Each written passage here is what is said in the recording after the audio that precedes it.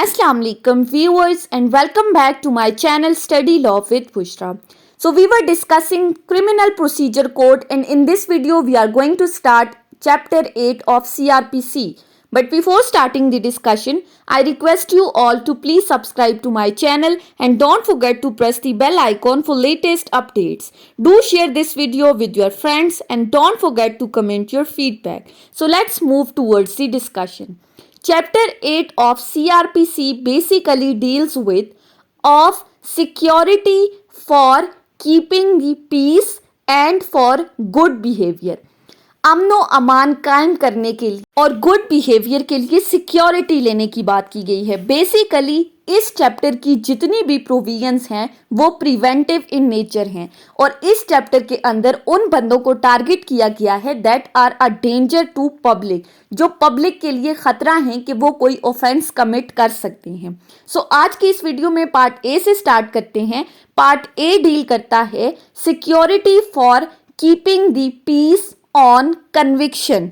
Part A के अंदर just one section है, सेक्शन 106. सेक्शन 106 या पार्ट ए क्या एक्सप्लेन कर रहा है कि मुल्जिम से सजा सुनाने के बाद सिक्योरिटी तलब करना. किस चीज के लिए सिक्योरिटी तलब करना? अमनो अमान को कायम रखने के लिए. सो सेक्शन 106 को स्टार्ट करते हैं. Section 106 states that whenever any person accused of any offense punishable under chapter 8 of Pakistan Penal Code, जब भी कोई बंदा accused है, मुल्जिम है किसी ऐसे ऑफेंस का जो कि चैप्टर 8 ऑफ पीपीसी के अंडर फॉल करते हैं, उस चैप्टर के अंदर कोई भी ऐसा ऑफेंस जिसकी उसे सजा सुनाई गई है अदर देन दी ऑफेंस. लेकिन इस चैप्टर 8 ऑफ पीपीसी से भी कुछ सेक्शंस को निकाल दिया है और क्या कहा है? अदर देन दी ऑफेंस पनिशेबल, सवाए उन ऑफेंसेस के जो कि सेक्शन 143 के अंडर फॉल कर रहा है कोई ऑफेंस, सेक्शन 149, सेक्शन 153A और सेक्शन 154.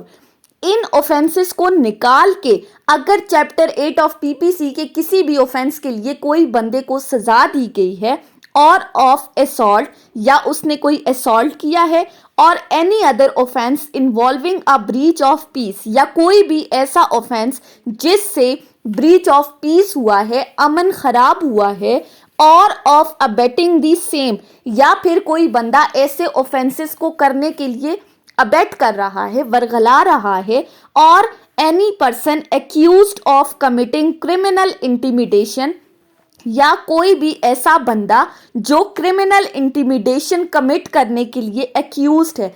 सेक्शन 506 पीपीसी के अंदर क्रिमिनल इंटिमिडेशन की बात की गई है.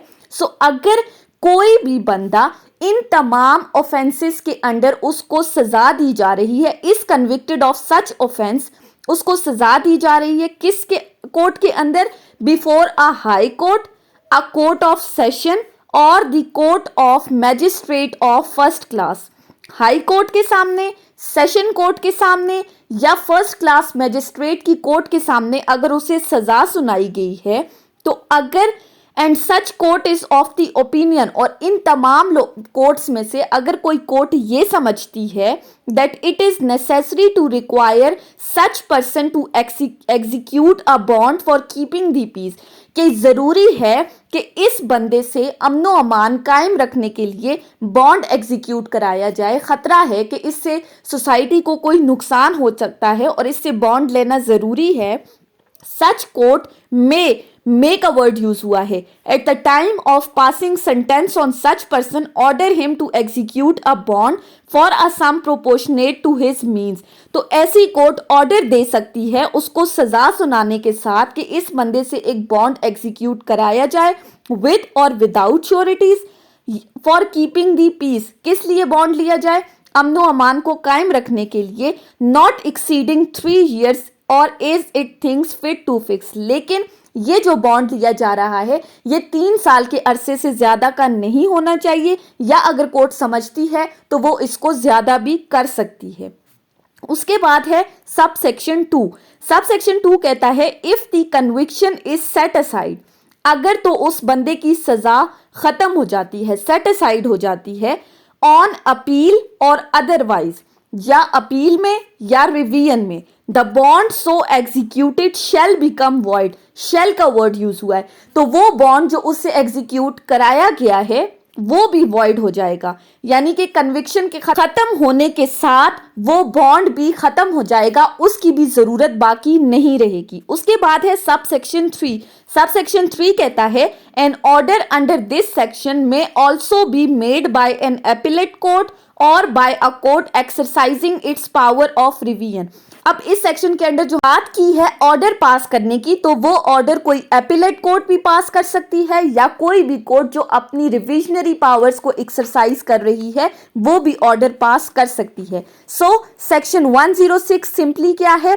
सेक्शन 106 कहता है कि अगर किसी बंदे को चैप्टर 8 ऑफ पीपीसी के अंडर फॉल करने वाले कोई भी ऑफेंस की सजा दी गई है, सवाए उन ऑफेंसेस को निकाल के जिनकी हमने ऊपर लिस्ट बताई थी, अगर कोई बंदा ऐसा ऑफेंस कमिट करता है या ऐसे ऑफेंसेस की अबेटमेंट कर रहा है या वो क्रिमिनल इंटिमिडेशन कर रहा है और उसको सजा सुनाई गई है किसी हाई कोर्ट में, कोर्ट ऑफ सेशन में या court of magistrate first class में, और वो अदालत ये समझती है कि ये जरूरी है कि इस बंदे से एक जमानती मुचलका लिया जाए अमनो अमान कायम करने के लिए, तो वो उससे बॉन्ड एग्जीक्यूट करा सकते हैं, लेकिन जो बॉन्ड है वो 3 साल से अरसे का ज्यादा नहीं होगा। लेकिन अगर उसकी सजा खत्म हो जाती है तो फिर सजा के साथ साथ ये बॉन्ड भी खत्म हो जाएगा। उसके बाद आ जाते हैं इस चैप्टर के पार्ट बी के ऊपर। पार्ट बी डील करता है security for keeping the peace in other cases and security for good behaviour. अब पीछे तो हमने स्पेसिफिकली चैप्टर 8 ऑफ पीपीसी की बात की, अब ये पार्ट बी कह रहा है बाकी तमाम केसेस में सिक्योरिटी लेनी हो तो वो किस तरह से लेंगे, उसका क्या प्रोसीजर होगा। ये प्रोसीजर क्लॉज है सेक्शन 107। सेक्शन 107 सब सेक्शन 1 क्या कहता है? Whenever a magistrate of first class is informed, जब मैजिस्ट्रेट फर्स्ट क्लास को ये इंफॉर्मेशन दी जाती है that any person is likely to commit a breach of peace और डिस्टर्ब पब्लिक ट्रैंक्विलिटी, कि कोई बंदा अभी उसने कमिट नहीं किया लेकिन उसको ये इन्फॉर्म किया जाता है कि वो बंदा करने वाला है कोई ब्रीच ऑफ पीस, अमनो अमान को खराब करने की, अमन को नुकसान पहुंचाने की कोशिश कर रहा है, और to do any wrongful act that occasion the breach of peace, या वो कोई ऐसा रॉन्गफुल एक्ट करने वाला है जिससे पब्लिक को खतरा हो सकता है, पब्लिक को नुकसान पहुंच सकता है, और साथ ही साथ the magistrate in his opinion that there is a sufficient ground for proceeding, और मैजिस्ट्रेट को लगता है कि प्रोसीडिंग्स इनिशिएट करने के लिए सफिशिएंट ग्राउंड है, देन द मैजिस्ट्रेट में वो क्या कर सकता है? मेक अ वर्ड यूज हुआ है, require such person to show cause why he should not be order to execute a bond, तो वो उस बंदे को शोकाज नोटिस भेज सकता है और उससे ये पूछा जाएगा कि उससे बॉन्ड एग्जीक्यूट क्यों नहीं कराना चाहिए, यानी कि वो उस बंदे से बॉन्ड एग्जीक्यूट कराएगा फॉर कीपिंग दी पीस, लेकिन वो बॉन्ड विद और विद श्योरिटीज भी हो सकता है, विदाउट श्योरिटीज भी, लेकिन ये बॉन्ड का जो टाइम पीरियड है ये 3 साल के अरसे से ज्यादा का नहीं होना चाहिए, लेकिन अगर मजिस्ट्रेट मुनासिब समझता है तो वो कर सकता है। सिंपली फर्स्ट क्लॉज में क्या कहा? जब मजिस्ट्रेट फर्स्ट क्लास को इंफॉर्मेशन दी जाती है कि कोई बंदा ब्रीच ऑफ पीस कमिट करने वाला है, तो वो मजिस्ट्रेट समझता है कि अगर सफिशिएंट ग्राउंड्स हैं प्रोसीडिंग्स के लिए तो फिर वो उस बंदे को शोकाज नोटिस देगा, उससे बॉन्ड एग्जीक्यूट कराएगा। 3 साल के अरसे से ज्यादा वो बॉन्ड नहीं होगा, विद श्योरिटीज भी हो सकता है और विदाउट श्योरिटीज भी। सबसेक्शन 2 कहता है proceedings shall not be taken under this section unless either the person informed against or the place where breach of peace is apprehended is within the local limits of such magistrate's jurisdiction।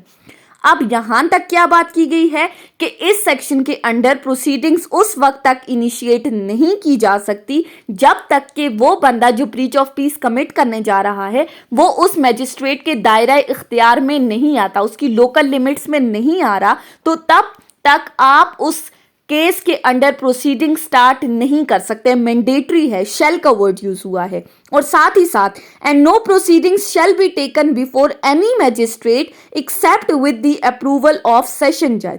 और साथ ही साथ ये भी कहा जा रहा है कि सेशन जज के अप्रूवल के बगैर कोई भी मैजिस्ट्रेट प्रोसीडिंग्स इनिशिएट नहीं कर सकता। unless both the person informed against, until and unless दोनों बंदों को इन्फॉर्म किया जाए, and the place where the breach of peace और disturbance is apprehended are within the local limits of magistrate's jurisdiction. उसके बाद है सब सेक्शन 3। सब सेक्शन 3 बात करता है, ये इंपॉर्टेंट है, procedure of magistrate not empowered to act under sub section 1। अब जो हमने फर्स्ट सब क्लॉज में पढ़ा, मैजिस्ट्रेट फर्स्ट क्लास को जब इंफॉर्मेशन दी जाती है, इस क्लॉज में ये कहा गया है कि अगर मैजिस्ट्रेट एम्पावर्ड नहीं है सब सेक्शन 1 के अंडर और कोई बंदा ब्रीच ऑफ पीस कमिट करने जा रहा है तो तब क्या प्रोसीजर होगा।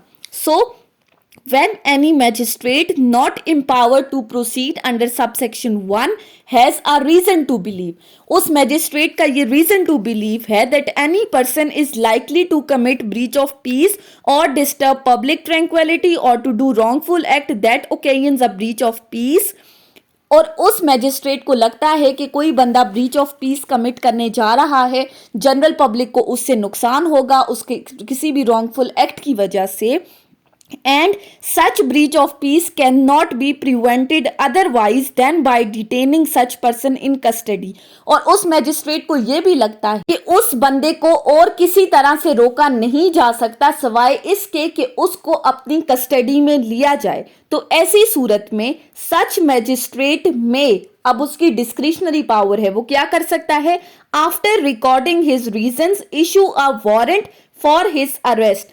वो मैजिस्ट्रेट इस बंदे के खिलाफ अरेस्ट वारंट इशू कर सकता है अपनी रीजंस रिकॉर्ड करने के बाद कि वो क्यों इसके खिलाफ अरेस्ट वारंट इशू कर रहा है, and may send him before a magistrate empowered to deal with the case together with the copy of his reasons। तो वो इस बंदे को कंसर्न्ड मैजिस्ट्रेट के पास भेजेगा। कंसर्न्ड मैजिस्ट्रेट कौन है, जिसकी हुदूद में, जिसके जुरिस्डिक्शंस के अंदर वो केस फॉल कर रहा है, उस मैजिस्ट्रेट को भेजेगा और साथ ही साथ वो रीजंस भी बताएगा कि इसकी डिटेंशन क्यों जरूरी थी। सिंपली सब सेक्शन 3 कहता है कि अगर मैजिस्ट्रेट जो एम्पावर्ड नहीं है उसको लगता है कि कोई बंदा ब्रीच ऑफ पीस कमिट करने जा रहा है जिससे अमनो अमान की सूरत हाल खराब हो जाएगी और उस बंदे को और किसी तरह से रोका भी नहीं जा सकता सिवाय इसके कि उस बंदे को अपनी कस्टडी में डिटेन किया जाए, तो ऐसी सूरत में वो मैजिस्ट्रेट उस बंदे के खिलाफ अरेस्ट वारंट इशू करेगा और उसके बाद उसको कंसर्न्ड मैजिस्ट्रेट के पास भेजेगा। वो मैजिस्ट्रेट जिसकी जुरिस्डिक्शंस के अंडर ये केस फॉल कर रहा है और साथ ही साथ वो रीजंस भी बताएगा कि इस बंदे की डिटेंशन क्यों जरूरी थी, यानी कि वो ब्रीच ऑफ पीस कमिट करने जा रहा था इसलिए इसको डिटेन किया गया है। उसके बाद है सब सेक्शन 4। सब सेक्शन 4 क्या कहता है, अ magistrate before whom a person is sent under sub section 3।